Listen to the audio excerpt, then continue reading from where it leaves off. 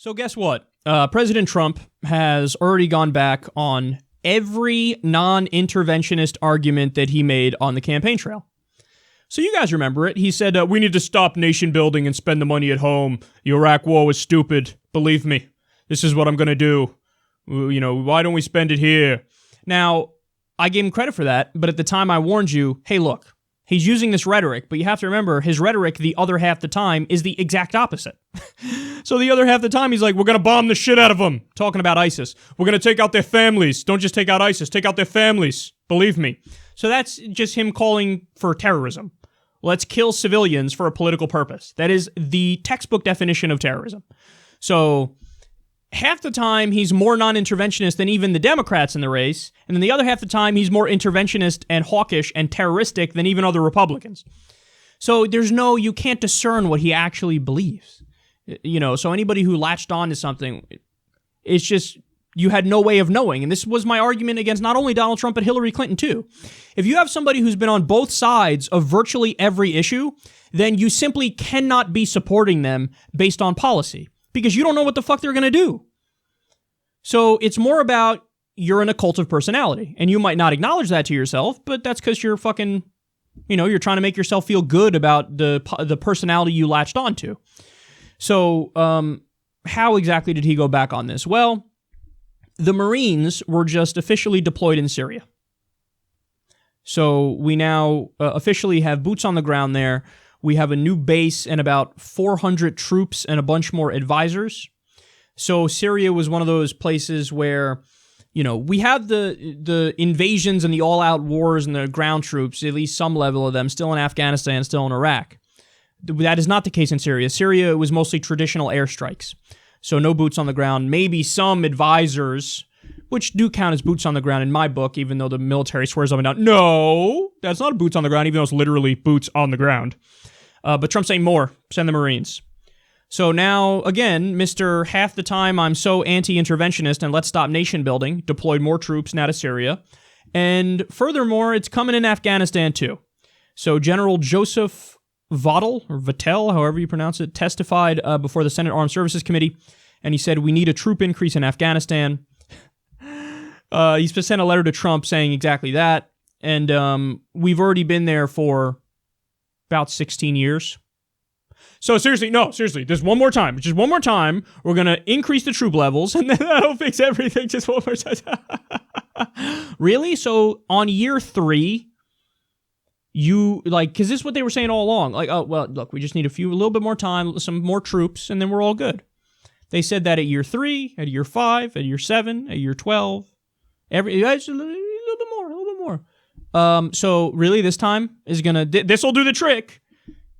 It's so sick because, again, the media will spend forever on Trump meeting with Kanye West or on some bullshit non-issue fake scandal. These are the real scandals, and they have nothing to say about it. I've been calling for this for a long time. Nobody's taken me up on it, but Media Matters, Media Matters probably wouldn't do it because they're like a corporate democratic organization, but somebody needs to do some research and find out how long CNN went, MSNBC went, Fox News went, respectively, not talking about the wars that we're in. Because I'd venture to guess, in some circumstances, it was probably over a month, maybe 2 months, where they didn't even mention that we're still at war in Afghanistan, still at war in Iraq, doing 7 interventions total, drone strikes, traditional airstrikes, Pakistan, Yemen, Somalia, Libya. How can that be? I mean, think about how gross that is. You're at war in multiple countries, and the media doesn't even fucking talk about it for definitely weeks on end. Ask anybody who's still, we should stay there is what we should do. Just ask them. Define victory for me. So what would winning be to you? And just sit there and watch them squirm. Because there's no answer to that.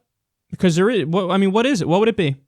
They claim, kind of, not really, the Taliban is bad. Yeah, we know they're bad. Yeah, but I got to break the Taliban siege. Okay, but here's the problem with that. Whether you increase troop levels now and stay there another year, another 5 years, another 12 years, another 100 years. Whenever you leave, there is going to be a resurgence of the Taliban. It's going to happen. It's just going to happen. It's a fact of reality. So then your choices are, do we rip off the Band-Aid quick, stop wasting our time, our money, our resources, our lives, or do we just stay there indefinitely? Those are your choices. That's it. Those are your choices. So, look, I guess the answer for these guys is stay there indefinitely. Because also, let's remember here, man, they act like it's all about freedom and democracy and spreading the right values around the world. It's got nothing to do with that. If that was the case, why are we best friends with Saudi Arabia? Saudi Arabia is a Sharia state. They have the same ideology as ISIS and Al-Qaeda, and they're our buddies. We have an oil deal with them. So it can't be about freedom and democracy and liberal values, because if that was the case, we wouldn't be friends with Saudi Arabia. We wouldn't be friends with Israel, who's doing permanent occupation and apartheid. So what's it about? It's got a lot more to do with business deals. It's got a lot more to do with imperialism. It's got a lot more to do with the money and the resources.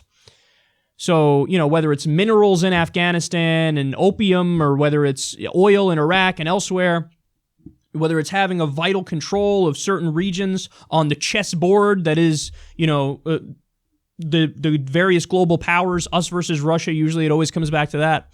That's what it's really about. So this is just an empire run amok. We have 800 military bases around the world that cost $100 billion a year to maintain.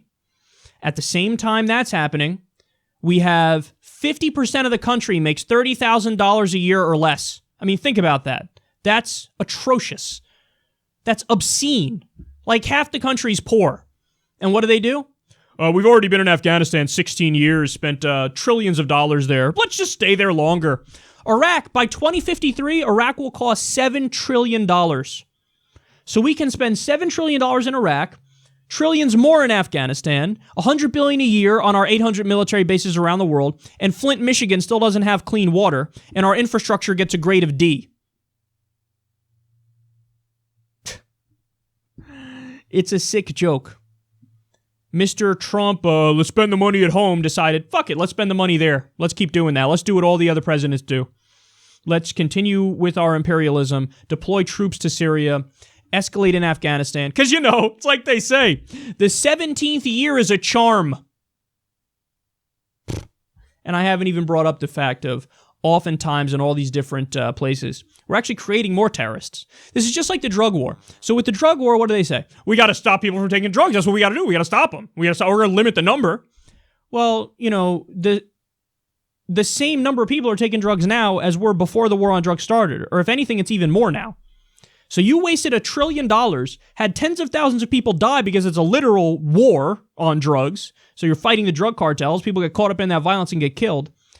You've ruined so many lives by locking up people who just non-violent drug offenders, not really doing anything wrong.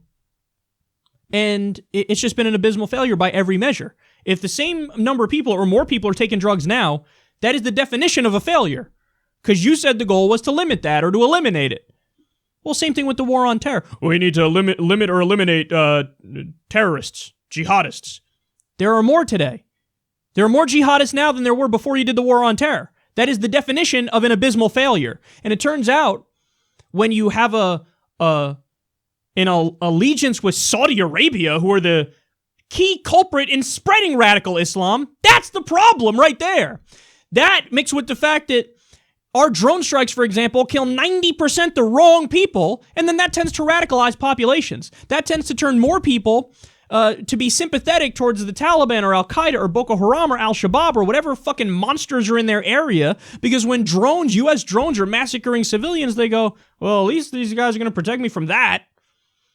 So 90% civilian death rate with drones. Never mind the civilians killed in Iraq. It's just gross, man. And this is same repeated failures over and over and over.